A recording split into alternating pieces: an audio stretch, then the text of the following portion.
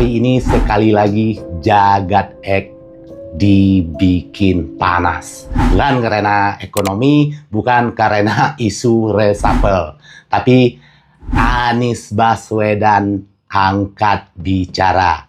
Sebenarnya ini hal sederhana, kritik diplomatik dibalas dengan komunikasi yang dianggap merendahkan kapasitas pengkritiknya.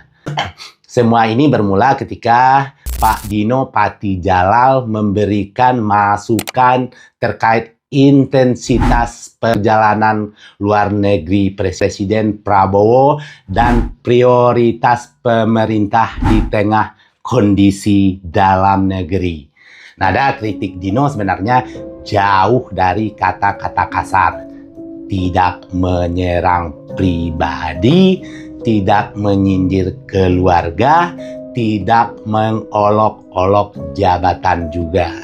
Yang dipersoalkan hanyalah soal kebijakan dan prioritas komunikasi publik dan perjalanan Prabowo itu sendiri. Namun alih-alih menjawab substansi kritik itu, publik justru dibuat terkejut dengan respon dari Seskap Teddy yang menyinggung soal baru 3 bulan jadi wamen. Kemudian berikutnya, karena saya di-mention oleh Pak Dubes Dino, saya mau luruskan beberapa hal. Sebelumnya, terima kasih atas masukan yang telah diberikan, sangat cermat dan terstruktur. Saya pikir beliau adalah diplomat hebat, pernah menjadi wakil Menteri Luar Negeri, walau hanya diberi kesempatan sekitar 3 bulan. Kalimat itu langsung menuai reaksi yang luas. Sebab bagi banyak orang, kesannya kritik Pak Dino tidak dijawab dengan argumentasi, tetapi malah dikecilkan lewat jabatan dan posisi. Dan di titik itulah Pak Anies Baswedan tampaknya tidak tinggal diam. Lewat akun X miliknya Pak Anies sendiri, Pak Anies justru melakukan sesuatu yang sangat telak. Ia membuka kembali siapa sebenarnya Dino Patijalal itu. Pak Anies bukan menulis dengan emosi, bukan dengan teriakan politik atau menghina, tapi dengan rekam jejak. Pak Anies mulai menceritakan dari masa kuliah di UGM. Bahkan Pak Anies mengaku pertama kali mendengar nama Dino Patijalal saat seseorang diplomat muda Indonesia tampil di BBC World Debat di London, berhadapan langsung dengan diplomat senior sekaligus tokoh internasional Ramos Horta. Situasi dunia saat itu sedang tidak bersahabat dengan Indonesia. Tekanan internasional terhadap Indonesia sedang tinggi. Nama Indonesia sedang disudutkan di banyak forum-forum global. Namun, di tengah tekanan itu, muncul seorang diplomat muda Indonesia yang tampil tenang, cerdas, dan mampu menjaga martabat Indonesia tetap berdiri tegak.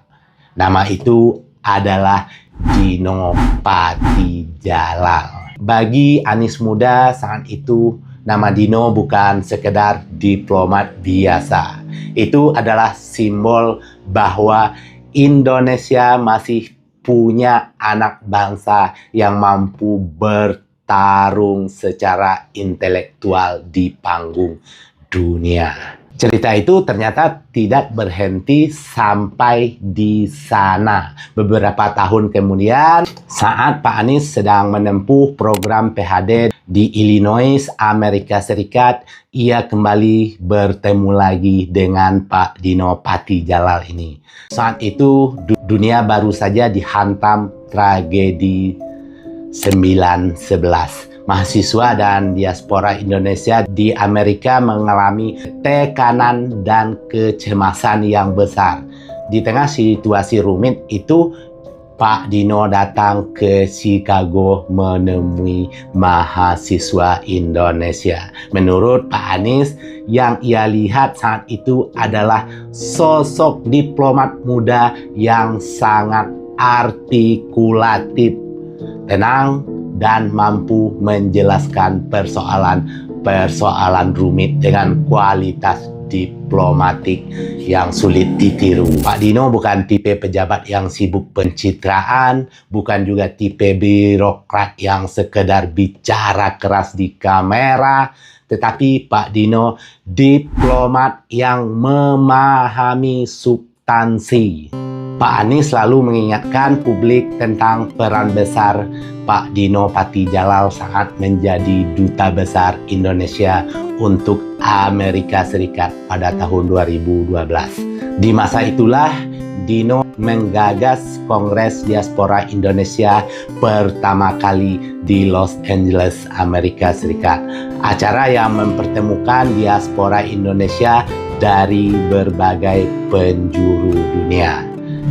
Bukan sekedar acara seremonial, tetapi forum strategis yang memperkuat jejaring global Indonesia. Pak Anies sendiri mengaku termasuk salah satu yang diundang dalam acara forum besar tersebut.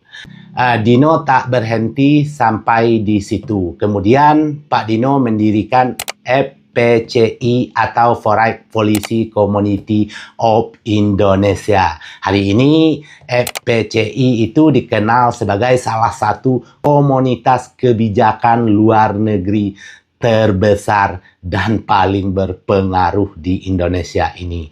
Dari sana lahir banyak anak-anak muda yang kini aktif di dunia diplomasi, geopolitik, dan hubungan internasional. Karena itu, ketika rekam jejak sepanjang itu dibalas hanya dengan sindiran soal jabatan beberapa bulan. Publik pun mulai bertanya, siapa sebenarnya yang lebih layak bicara soal diplomasi ini? Sebab dalam dunia internasional yang dihormati bukan yang suaranya paling keras, bukan orang yang punya kedekatan dengan kekuasaan, tapi kapasitas, pengalaman, dan rekam pengabdiannya. Dan mungkin itulah pesan paling tajam dari tulisan Pak Anies Baswedan hari ini di akun X-nya. Pak Anies seolah-olah ingin mengatakan bahwa kritik terhadap pemerintah bukan berarti anti negara, bukan berarti anti Prabowo.